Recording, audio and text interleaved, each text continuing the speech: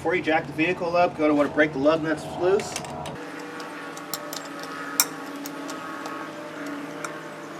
Alright, let's get the front jacked up high enough so we can put these tall jack stands underneath the frame. So I got it jacked up as high as I could get it with that small jack that I have. I could really use a large, actual full-size jack for this job. If you have one, excellent. If you don't, that small one's going to be kind of iffy, whatever. It is what it is, right? So it's going to show you how much droop that's going to drop down on that stand there.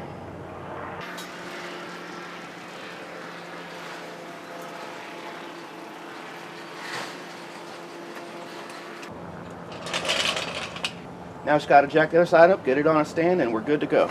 Alright, now that you got both sides of the vehicle jacked up about high as you get it, so take the tires off. Alright, I'm just going step by step in the instructions here. It really should have told you to loosen the top shock bolt before you raise the vehicle, because right now, you know, it's way off the ground, so I'm going to have to stand on my tire to get up in there. And that top shock bolt is not a very easy one. If your stuff is rusted, it is extremely difficult to get off. So good luck getting that one off. It requires a nut and an Allen wrench on top to get it out. So it's kind of a weird one. Come over here and show you. The bottom of it is really easy to disconnect. But at the top up here where it goes in, that thing right there could be pretty difficult to undo. This plastic part just comes right off right there, but that's an Allen wrench in there and a nut, so you have to take off. You have to hold one and twist the other, and if it's rusted, it's pretty difficult. Okay, so I just got a little Allen key on the top there, and I'm going to use my long extension and the ratchet to get down to it. Pretty easy. There's that. And while that's there, you go ahead and hold one side of this. Sorry about the camera. There we go. So yeah, go ahead and get in there and hold one side and twist the other side at the same time. And that's how that works when it's not rusted. When it's rusted, you have to do all kinds of fun stuff to get out of here. So I cut some big ass notches in the shaft, so that way that has actually something to bite onto as I turn up here.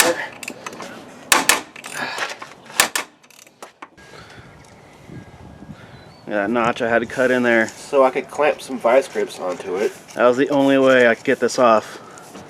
And the top wound up snapping completely off anyways. So that's the top bolt. Let's go ahead and get that out. Alright, undo the two bolts for the bottom here. It's pretty easy. I'm just going to hold the top as I undo the bottom.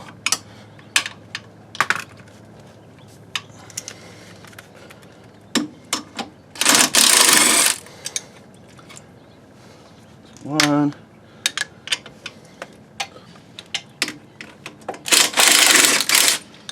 And there's the other one. Now that you got the top and the bottom undone, it should just come on out for you. There we go. And do the same for the other side. Alright, so you're going to want to use some penetrating lube on all your bolts you're going to undo, so go ahead and do that. Let it sit for a few minutes. It takes a few minutes to work, so just go ahead and get that soaked in. Get all the bolts that you're going to be working on. There's the track bar bolt right here. Get that soaked in. Get your lower control arm bolt soaked in. Get all the bolts you need soaked in. Just let it sit for a few minutes before you even work on it. Alright, so your track bar that runs along here has a tab on the other side of it. Makes it really easy to hold on to, so you don't have to have two wrenches on this one. That's the other wrench holding it on for you. So just take an 18mm to this side and a 15mm to that side, and let's take the track bar off.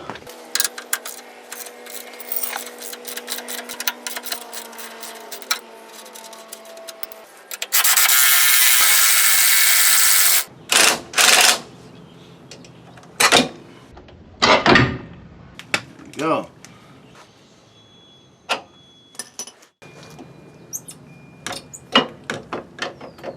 There it goes.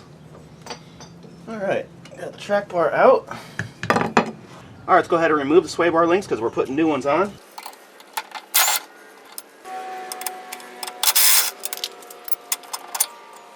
There we go. Now do the same for the other side. So far you can see a pretty big difference in the size of parts we're putting on here. Alright, so your upper control arms are these ones here. As you can see, they go up in the upper part. You're going to have to loosen those up. It says loosen the bolts up on both sides, so top and bottom. This side's got a hex nut on it, so you're going to have a hex style tool to get to that guy. And same for this side. So pretty easy to get to on this one. The top bolt in there comes over here. There's a port in there. It's a 13mm bolt down in there. So I'll show you over here. Let's pull that port off.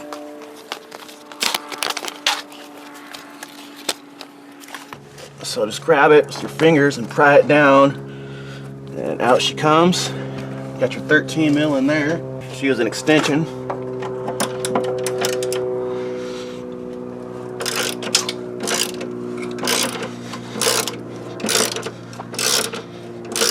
Now it says do not take the bolts out, just loosen them up. So I'm going to consider that loose. Alright, so let's go ahead and completely remove the lower control arms because we got the new ones going in. So let's undo these bolts all the way.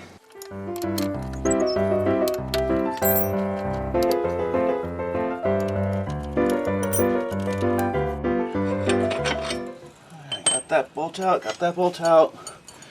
And hold it so it doesn't drop on the ground, even though you're going to throw it away. There we go. Stock lower control arm is out. Okay, now that you removed the lower control arms on both sides, go ahead and lower the axle down slowly and as low as you possibly can.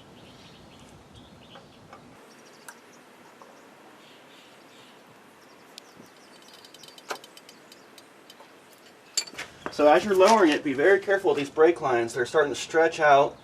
I got it down low enough to get this out. So go ahead and pull this guy out right here. And this is my old 2-inch. This is the old 2-inch lift. That's what I was running before, and a stock spring.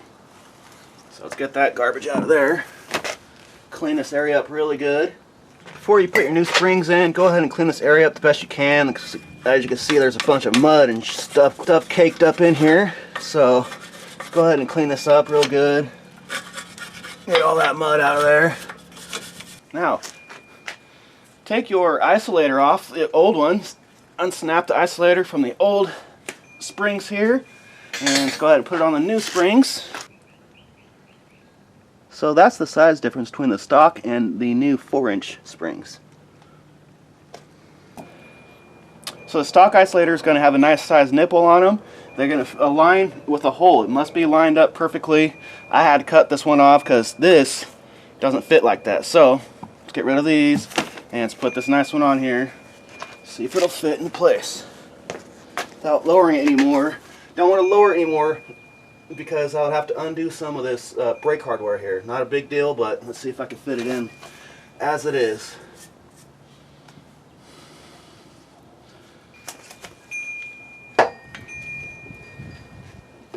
Oh, definitely have to drop it down quite a bit more. Okay, there's a 10mm bolt that holds this brake line on right here. Undo that and it's going to give you quite a bit more room to lower the axle down enough to get these new springs in there. We're going to lower the axle down a little bit more slowly.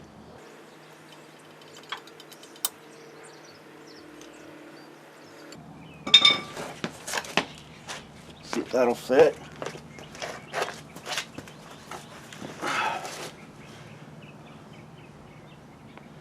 And remember to align the nipple up with the hole here.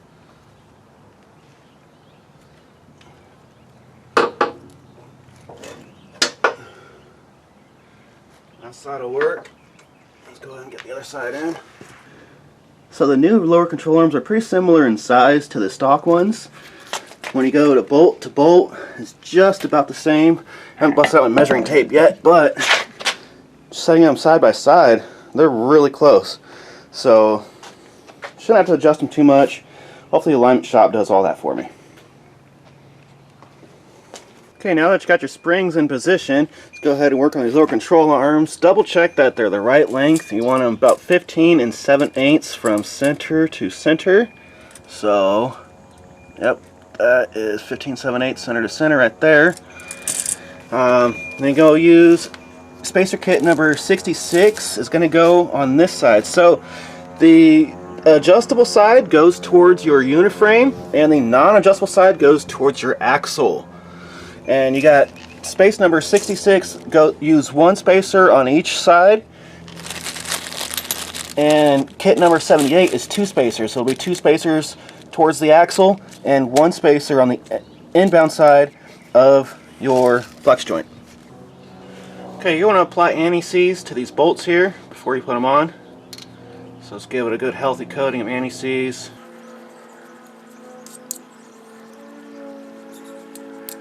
There we go, it's looking pretty.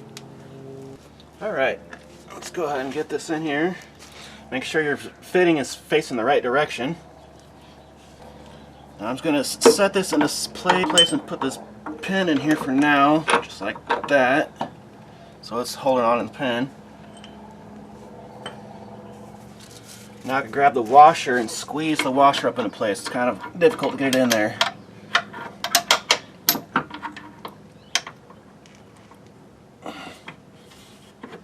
There we go. If you have to, use a long screwdriver to align that washer into place. And because that bolt is tapered at the end, it's okay to tap it all the way down. Fuck you.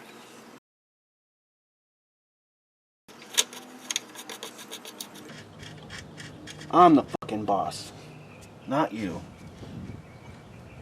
Alright, so use the two washers from kit number 78 for the front side.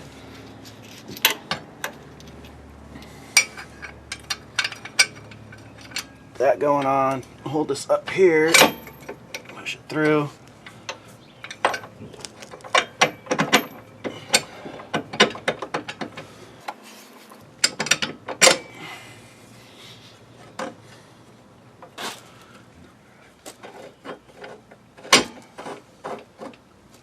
There we go.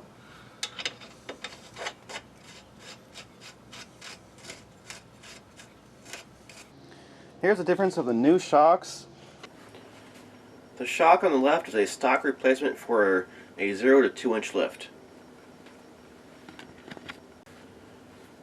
The new larger one on the right is for the 2 to 4 inch lift.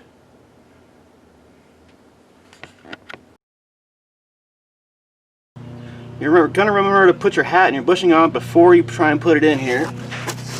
I recommend leaving this on there just to make it easy. Get it into place.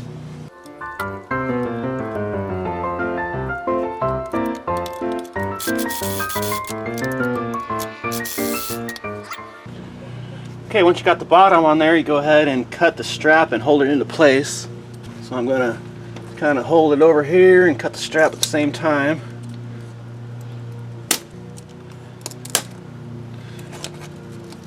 Alright. There it goes. Perfect.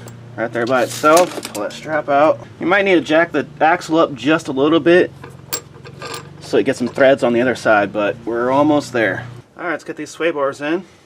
Almost, come on. There we go. There we go. Once you get it in about that far, just coax it along with a screwdriver, get it into place. And there we go. Should be able to get that bolt through there.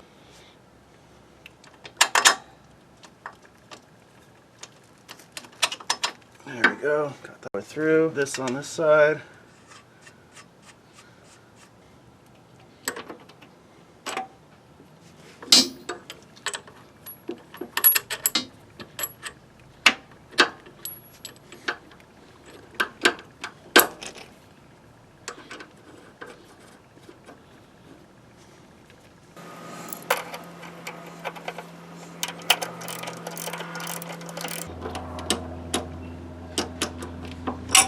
It's all done. Now we can put the track bar on.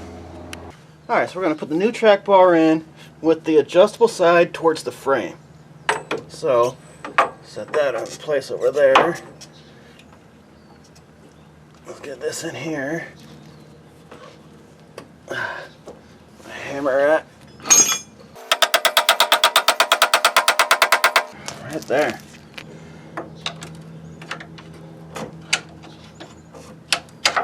Looks good.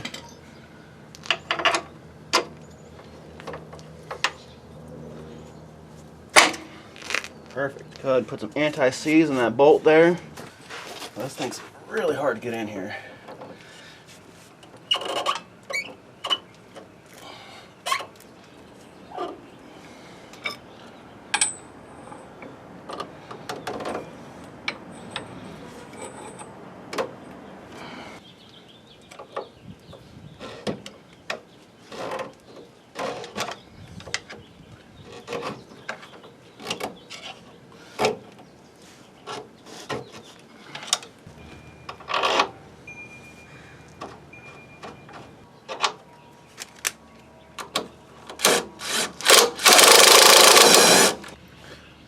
Alright, after you get your track bar on there, go ahead and torque it to 80 foot-pounds on both sides. And I'm going to put my tires back on and lower the vehicle down. It says to have the weight of the vehicle on there before you torque down the lower control arms and upper control arms. So go ahead and leave those a little bit loose for now. And let's go ahead and put the tires back on, and I'm going to get to the back side. I don't have 4 jack stands, so I'm going to have to do it side at a time. So start working on the jack after I put this front tire on and get it back on the ground. A lot of gap there. I'm liking that.